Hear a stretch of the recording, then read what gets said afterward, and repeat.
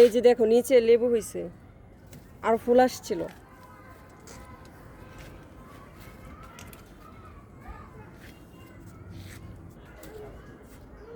এটা হচ্ছে এগুলো সব উঠাইতে হবে।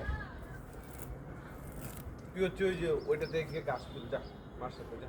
এই যে যা। ওইখানে আরেকটা আছে।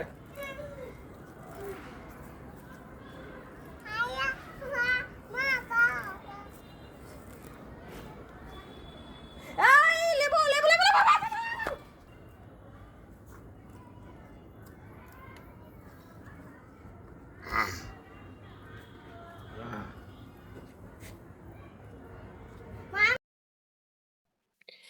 আমার এই ছাদে প্রায় 6 থেকে 7টা লেবুর চারা আছে।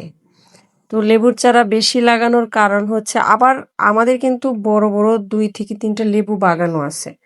তারপরেও আমার ছাদে এত লেবু গাছ, কারণ বাড়ি থেকে আনাটা সম্ভব হয় না সব সময়।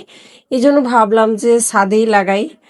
তো ঘরে হচ্ছে লেবুটা একটু বেশি খাওয়া হয়, সবাই মানে প্রতিদিন খাবারের সাথে অবশ্যই লেবু খাই। তো আপনারাও খাবেন এই আর কি, এই জন্যই লেবুর চারাটা আমাদের ছাদ বাগানে বেশি। তো আজকে ভাবলাম যে এই লেবুর চারাটা কিছুদিন আগে কিনেছি, কিন্তু এটা হচ্ছে লাগাইনি। হঠাৎ করে দেখি যে এটাতে লেবু ধরেছে। তো দেখা মাত্রই আমরা প্ল্যান করেছি যে এটা লাগিয়ে দিই।